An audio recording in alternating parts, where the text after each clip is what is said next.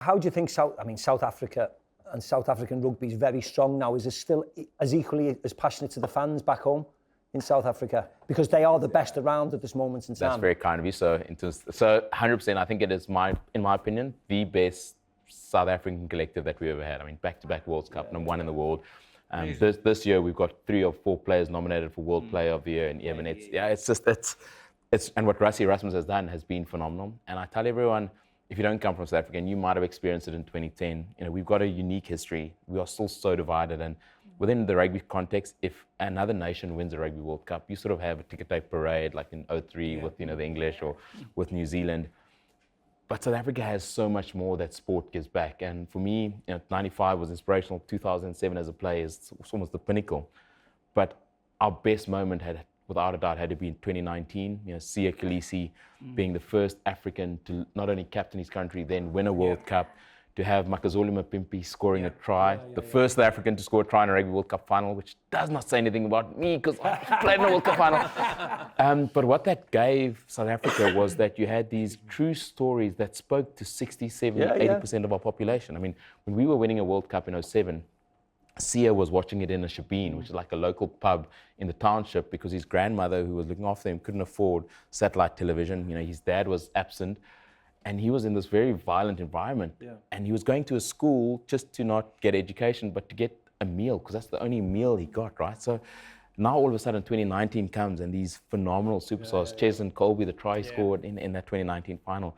And I think it was our most defining moment in terms of how far we'd come as a country. And we've still got a lot of problems, but the shining light that is the Springboks and what they're doing at the moment under Rassie Erasmus, I think is just exceptional. And long may it continue, because it could potentially be the most successful. And Siya Kolisi is a Liverpool fan. Absolutely, I saw that. Yeah. There you go. I mean, he does have a few faults, right? Let's just throw it out. Let's just throw it out there, Mac. I'll go ask you now, because now you're a pundit. I always find with pundits as well, it must be so difficult, because you're talking about players that you know really well, and you've got to be critical sometimes and all that sort of stuff.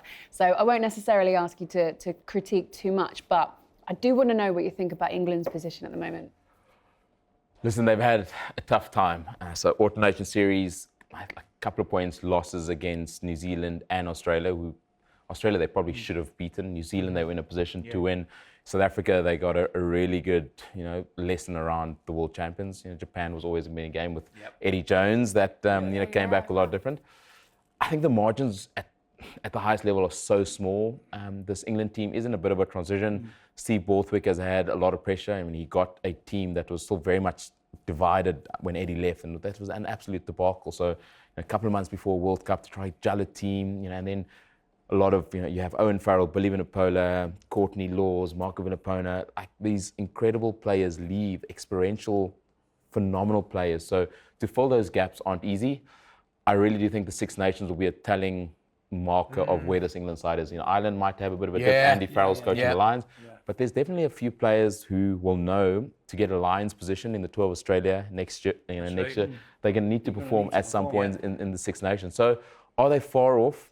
Definitely not. They've lost against number 1 and 2 teams in the world with a few points. I've lost to Japan, and I've lost 49-0 against Australia. This England side in an okay place, Laura. It's not that bad. Maka went to the game at Twickenham, didn't you? Yeah. What did you think of it? But you can be honest with us. No, I enjoyed it. It's a very different spectacle, isn't it, than a football match. Of course, you can't drink during the football match, and probably rightly so. But there's DJs on at half time. There's shows on before the game.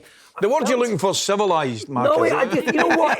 I felt that more. The people were there for the whole experience. The amount of people that would walk up and down past me while the game was on to go to the toilet or go to the bar, I just thought it was incredible, because they were missing so much of the game to go and have a drink. Did they at least offer you a beer on the way? I know, you think they would have. Someone would walk past me, I'd have to get up off my seat, and next minute they'd come back with 8 beers, and then I'd get off my seat again. I was constantly just doing this up and down. I've done more leg exercises than I've ever done.